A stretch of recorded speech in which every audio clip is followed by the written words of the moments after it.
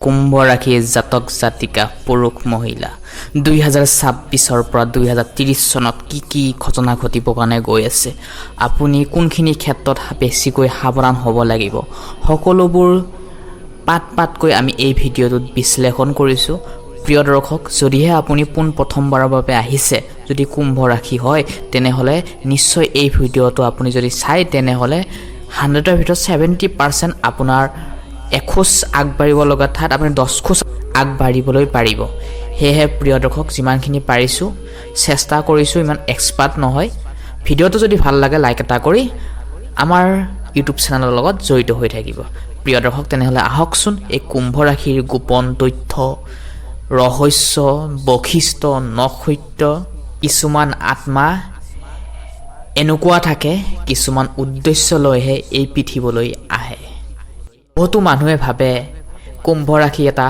সাধাৰণ মানুহ ৰাশি কিন্তু প্ৰিয় দৰ্শক আপুনি জানেনে সমগ্ৰ দেশৰ সৃষ্টি ৰহস্যময় সকলোবোৰ দুখ কষ্ট সহ্য কৰিব পৰাই গুণ থকা ৰাশিটোৱে হৈছে কুম্ভ ৰাশি কুম্ভ ৰাশি জাতক জাতিকাসকলে নিজে নাজানে যে তেওঁলোকৰ ভিতৰত থকা গোপন তথ্য কি ক্ষমতা লুকাই আছে নিজে নাজানে কুম্ভ ৰাশিৰ জাতক জাতিকাসকলে 2026 চনৰ পৰা 2030 চনলৈ কি হ'ব ভিডিঅ'টো শেষলৈ চাওক ভাল লাগিলে লাইক এটা কৰি দিব আৰু কমেন্ট বক্সৰ জৰিয়তে জনাব আপোনাৰ নামটো আপোনালোকৰ কিমানটা বছৰ গলে ভাগ্য মুকলি হয় কোনখিনি ক্ষেত্ৰতহে আপোনালোকে কাম কৰিলে সাকসেসফুল হ'ব পাৰিব কুম্ভ ৰাশি ৰাশি চক্ৰৰ একাদশ ৰাশি ধনিষ্ঠা নক্ষত্ৰ কুম্ভ ৰাশিৰ বৈশিষ্ট্য এই কুম্ভ ৰাশিৰ জাতক জাতিকাসকল খুৰাৰ দৰে সুন্দৰ হয় কুম্ভ ৰাশিৰ জাতক জাতিকাসকলে সামাজিক উদ্যমী একাগ্ৰতা আৰু বহুতো কাম একেৰাহে কৰিবলৈ এওঁলোকে টান পায় কুম্ভ ৰাশিৰ জাতক জাতিকাসকলৰ অধিপতি গ্ৰহ হৈছে ন্যায় কৰ্মৰ দেৱতা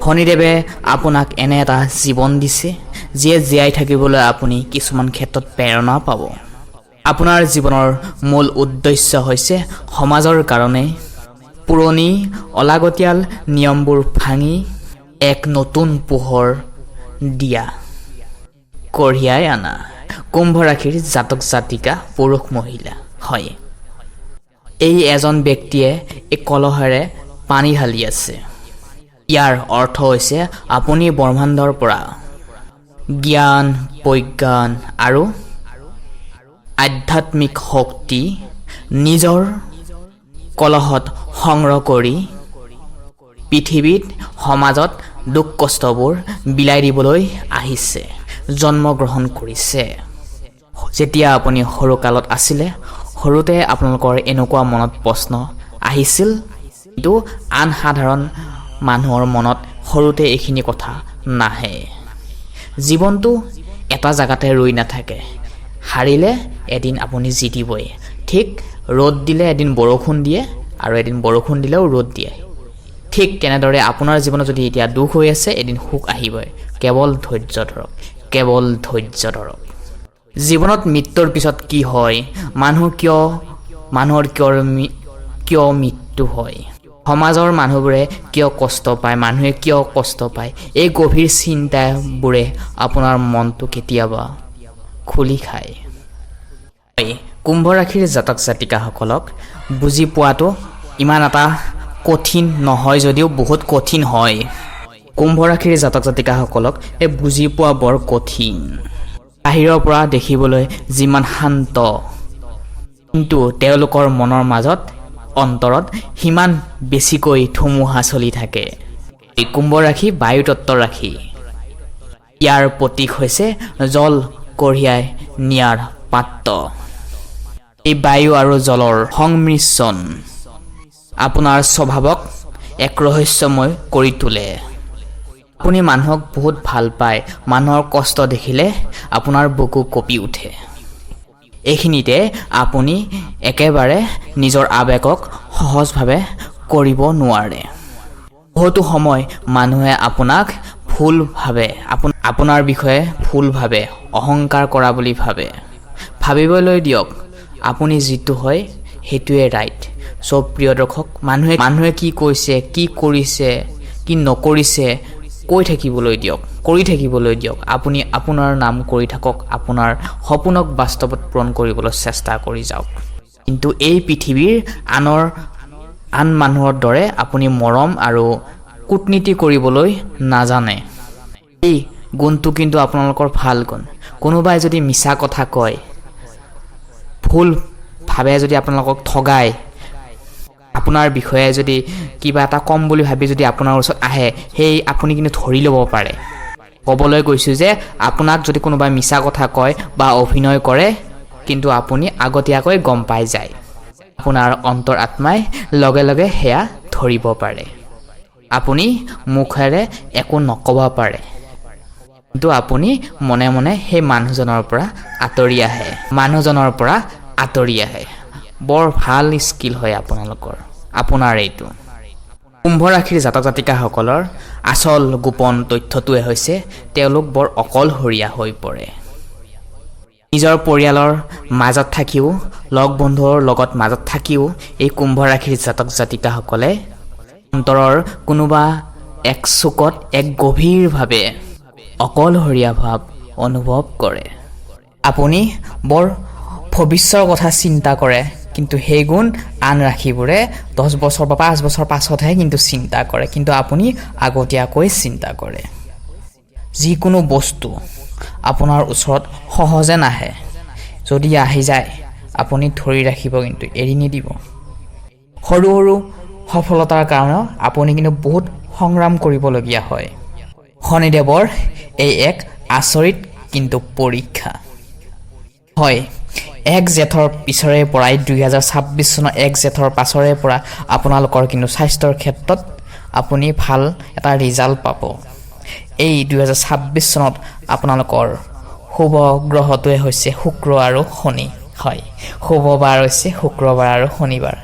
শনিবাৰ দিনটোত শনি মন্দিৰত গৈ প্ৰদীপ জ্বলাব পাৰিলে সময় উলিয়াই। আপুনি যিহেতু ধৰ্মীয় লগত জড়িত হৈ খুবেই ভাল পায়, সেইকাৰণে যিকোনো এটা দিন মাত্ৰ এটা দিন শনিবাৰ দিনটোত শনি মন্দিৰ যাব পাৰিলে অলপ সময় উলিয়াই।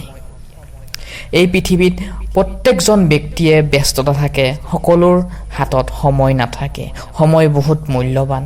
অলপমান সময় উলিয়াই আপুনি মন্দিৰত যাব পাৰিলে আপোনাৰ কাৰণে যথেষ্ট ভাল। আপুনি যাব পাৰিব, বিলিভ আছে মোৰ। যাব।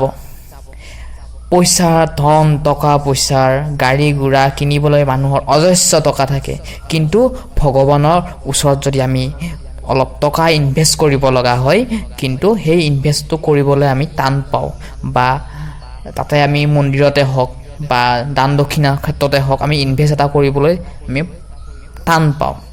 কিন্তু এই এটাই ৰাশি আছে, কুম্ভ ৰাশি জাতক জাতিকা, পুৰুষ মহিলা, এওঁলোকে কিন্তু মন্দিৰত ভক্তি মনেৰে মনৰ আত্মাৰ পৰাই দান দক্ষিণা কৰি দুখীয়া শ্ৰেণীৰ মানুহক সহায় কৰি খুব এটা ভাল পায়। প্ৰিয় দৰ্শক, আপুনি কুম্ভ ৰাশি জাতক জাতিকা হয়। আপোনাৰ ঘৰৰ পৰিয়ালৰ কাৰোবাৰ যদি সদস্যৰ বেলেগ বেলেগ ৰাশি হয়, তেনেহ'লে আমি ইতিমধ্যে প্লেলিষ্ট বনাই থৈ দিছোঁ আমাৰ ইউটিউব চেনেলত। সেয়েহে আপুনি প্লেলিষ্টত গৈ আপোনাৰ ঘৰৰ পৰিয়ালৰ সদস্যৰ মানুহৰ স্বভাৱ চৰিত্ৰ, কৰ্মস্থান, চাকৰি, শিক্ষাৰ ক্ষেত্ৰত শুভ ৰং, সকলোবোৰ বিস্তাৰিত আমি দাঙি ধৰিছোঁ। তাতে গৈ আপোনালোকে চাই ল'ব পাৰিব আপোনাৰ প্ৰিয় জীৱন সংগীৰ বিষয়েও। তেনেহ'লে প্ৰিয় দৰ্শক, আহকচোন আমি পলম নকৰি আৰম্ভণি কৰোঁ এই ব্যৱসায় বাণিজ্যৰ ক্ষেত্ৰত কুম্ভ ৰাশিৰ জাতক জাতিকাসকলৰ 2026 চনত কেনেদৰে পাৰ হ'ব। কুম্ভ ৰাশিৰ ব্যক্তিৰ বাবে ব্যৱসায় বাণিজ্য এই বছৰটো 2026 চনৰ বছৰটোত ৰবি কিন্তু এই বছৰটো আৰম্ভণিতে তৃতীয় ঘৰত তুংগী হৈ থকাৰ কাৰণে অতি শুভ ফল পাব। কিন্তু ব্যৱসায়ত যিসকলে মিঠাই ব্যৱসায় কৰি আছে, দোকান, তামোল পাণ, বজাৰত নিজৰ দোকান দি চলি আছে, বা নিজৰ ব্যৱসায় যিসকলে কৰি আছে তেওঁলোকে কিন্তু এই 1 জেঠৰ পিছৰে পৰা তেওঁলোকৰ ভাগ্য সম্পূৰ্ণৰূপে সলনি হৈ পৰিব। এই 2026 চনত ব্যৱসায়ত আপোনালোকে জয় জয় লাভ কৰিব পাৰিব। পৰিয়ালৰ বহুত দায়িত্ব, আপোন সংগ্ৰাম, দুখ কষ্ট এই যৌৱন কালতে কিন্তু পায় এওঁলোকে। কুম্ভ ৰাশিৰ জাতক জাতিকাসকলৰ এই প্ৰথমবাৰ মহাজাগতি পৰিঘটনা আধ্যাত্মিক পৰিৱৰ্তন আহে 27ৰ পৰা 28 বছৰ বয়সত। জ্যোতিষশাস্ত্ৰত এনে এক আপোনালোকৰ 30 বছৰ বয়সত আপোনালোকৰ আৰ্থিকভাৱে সবল হ'ব পাৰে। কুম্ভ ৰাশিৰ জাতক জাতিকাসকলৰ এই এক টাৰ্ণিং পইণ্ট আহে 36 বছৰ বয়সত। যিবোৰ সপোন আপুনি বছৰে বছৰে যুগ ধৰি দেখি আহিছে, এইটো সপোনৰ কাৰণে আপুনি ৰখি আছিলে, এই সকলোবোৰ 36 বছৰ বয়সৰ পাছৰে পৰা লাহে লাহে সম্পূৰ্ণ হ'বলৈ হোৱাও দেখা পোৱা যায়। এতিয়া আপোনালোকে যিসকল ব্যক্তিয়ে আপোনালোকক অৱহেলা কৰিছিল, কিন্তু এই 36 বছৰ পাছত আপোনাৰ যেতিয়া 36 বছৰ হ'ব, তেতিয়া এই 36 বছৰৰ পাছত আপোনালোকৰ সফলতা দেখি তেওঁলোকেও আচৰিত হ'ব।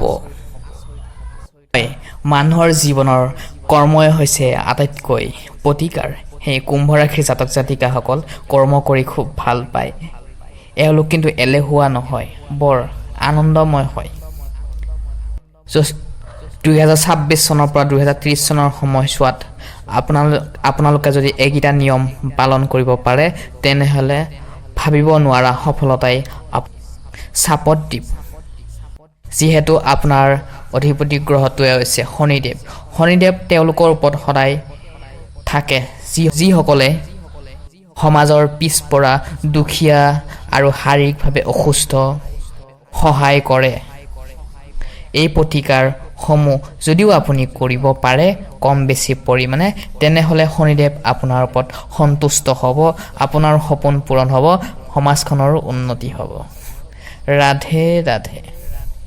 আৰু এই 2026 চনৰ পৰা 2030 চনৰ সময়ছোৱাত যদি আপুনি যদি দুখীয়া শ্ৰেণীৰ মানুহক খাদ্য দি কেনে সহায় কৰে আৰু ক'লা বস্তু পৰিধান কৰিবলৈ আপুনি যদি দান দক্ষিণা কৰে, তেনেহ'লে আপোনাৰ কাৰণে খুবেই ভাল।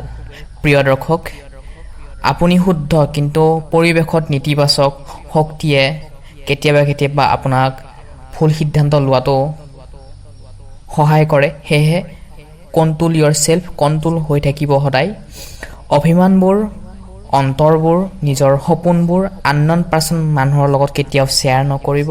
সেয়া লাগিলে আপোনাৰ লাইফ পাৰ্টনাৰে নহওক কিয়, বয়ফ্ৰেণ্ড গাৰ্লফ্ৰেণ্ড নহওক কিয়। প্ৰিয় দৰ্শক, নিজৰ কথা সদায় অনলি মা দেউতা, ভাই ভণ্টি, দাদা বাইদেউহঁতৰ লগত শ্বেয়াৰ কৰিব। বাহিৰা আননন পাৰ্চন বংশৰ মানুহৰ লগত কেতিয়াও শ্বেয়াৰ নকৰিব, নহ'লে আপোনাৰে সন্মান যাব।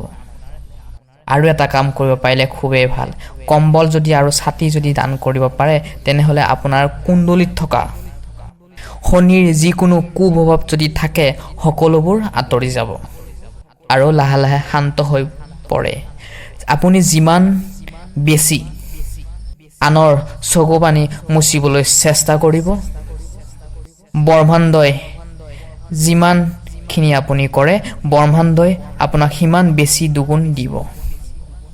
আপোনাৰ জীৱনটোত সুখৰ বৰষুণ হৈ উঠিব। যিহেতু কুম্ভ ৰাশি বায়ুতত্ত্ব ৰাশি, সেয়েহে আপুনি অলপ চঞ্চল হৈ থাকে। ভৱিষ্যৰ চিন্তাই আপোনাক খুলি খায় কেতিয়াবা। ইয়াৰ পৰা যদি আপুনি পৰিত্ৰাণ পাব বিচাৰে, তেনেহ'লে জলৰ সদায় ৰাতিপুৱা গা ধোৱাৰ পাছত সূৰ্য দেৱতাক জল অৰ্পণ কৰক, যিয়ে আপোনাক জীয়াই থাকিবলৈ আত্মবিশ্বাস বৃদ্ধি কৰিব।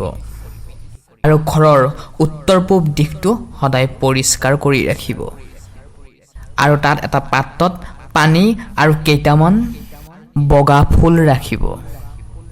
ই আপোনাক ঘৰৰ পৰা নেতিবাচক প্ৰভাৱ দূৰ কৰিব। এই 2026 চনৰ পৰা 2030 চনৰ ভিতৰত আপুনি যদি ক'লা কুকুৰক খাদ্য খুৱাব পাৰে, বহুত বেছি ভাল হ'ব আপোনাৰ কাৰণে। আৰু এটা, আপোনাৰ ওপৰত যদি কোনোবাই ক'লা যাদু কৰিছে, তেনেহ'লে শনিবাৰ দিনটোত ক'লা কুকুৰ ৰুটি এটাত মিঠাতেল দিয়া ৰুটি খাবলৈ দিব। এনে সৰু সুৰা কাম কৰিলে আপোনাৰ পৰা নিগেটিভ শক্তি সকলোবোৰ আঁতৰ হ'ব। আৰু এটা কথা মনত ৰাখিব, আপুনি যদি মিছা কথা কয় আৰু কাৰোবাক প্ৰতাৰণা কৰে আৰু নিজতকৈ দুৰ্বল মানুহক যদি অপমান কৰে, তেনেহ'লে আৰু কোনো প্ৰতিকাৰে আপোনাক ৰক্ষা কৰিব নোৱাৰে, আপুনি বাচিবও নোৱাৰে।